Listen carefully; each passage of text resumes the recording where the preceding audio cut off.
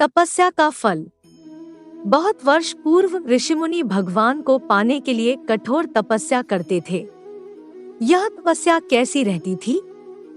एक पांव पर खड़े होकर नमस्कार की मुद्रा में भगवान का नाम जप करना, पानी में नमस्कार की मुद्रा में खड़े रहकर अखंड भगवान का नाम जप करना, हिमालय जैसे पर्वत पर जाकर अत्यंत ठंड में एक ही जगह अनेक वर्षाएं तक बैठकर नाम जप करना, इस प्रकार तपस्या की जाती थी।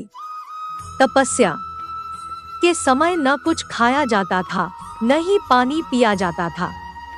इसी प्रकार कठोर तपस्या करने के बाद भगवान भक्त पर प्रसन्न होकर उन्हें आशीर्वाद देते थे। इसी प्रकार भगवान शंकर को पति के रूप में पाने के लिए माता पार्वती कठोर तपस्या कर रही थी। तपस्या के समय वह भगवान के चिंतन में ध्यानमग्न बैठी थी।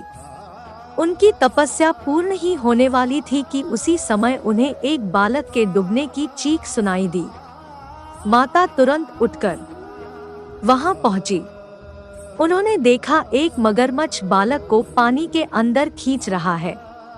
वह बालक अपने प्राण बचाने के लिए प्रयास कर रहा था तथा मगरमच्छ उसे खाने का प्रयास कर रहा था। अत्यंत करुणामयी माता पार्वती को बालक पर दया आई। माता ने मगरमच्छ से निवेदन करते हुआ कहा, बालक को छोड़ दो, इसे आहार न बनाओ। उस पर मगरमच्छ बोला, माता यह मेरा आहार है, मुझे हर छठे दिन भूख मिटाने के लिए जो पहले मिलता है वह मेरा आहार होता है। मेरा आहार ब्रह्मा ने निश्चित किया है। माता पार्वती ने फिर कहा, आप इसे छोड़ दे, इसके बदले मैं अपनी तपस्या का फल आपको दूंगी। पार्वती माता ने बालक के प्राणों की रक्षा के लिए अपने कठोर तपस्या का फल दांव पर लगाया। मगरमच्छ ने भी उसे स्वीकार किया। पार्वती माता ने उसी समय संकल्प किया और अपनी पूरी तपस्या का पुण्यफल उस मगरमच्छ को दे दिया। मगरमच्छ को माता के तपस्या का फल प्राप्त होने के कारण वह सूर्य के जैसे चमक उठा। उसकी बुद्धि भी शुद्ध हो गई।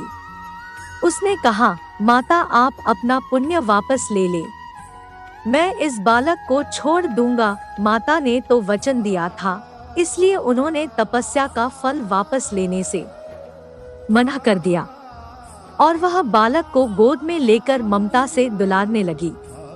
बाद में माता ने उस बालक को उसके घर सुरक्षित लौटा दिया और वे अपने स्थान पर वापस आ गई। भगवान शिवजी को प्राप्त करने हेतु उन्होंने पुनः तप करना आरंभ किया।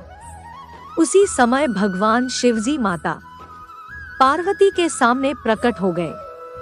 भगवान शिवजी उन्हें बोले, पार्वती अब तुम्हें तप करने की आवश्यकता नहीं है, हर प्राणी में मेरा ही वास है।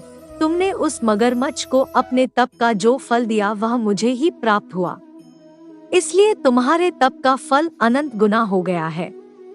तुमने करुणा और ममता से द्रवित होकर बालक की रक्षा की, इसलिए मैं तुम पर प्रसन्न हूँ और तुम्हें अपनी पत्नी के रूप में स्वीकारता हूँ। कथा का सारांश यही है कि जो अन्यों के हित की कामना करता है उस पर भगवान की असीम कृपा होती है। जो जीव असहायों की सहायता करता है, जो दयालु और करुणाकारी होता है, भगवान उसे स्वीकार करते हैं। इससे हमें यह सीख मिलती है कि हम स्वार्थ का त्याग कर निस्वार्थ रूप से भक्ति करेंगे तो भगवान की प्राप्ति होती है। इस प्रसंग से शिक्षा लेकर हम सभी भगवान की निस्वार्थ भक्ति करेंगे।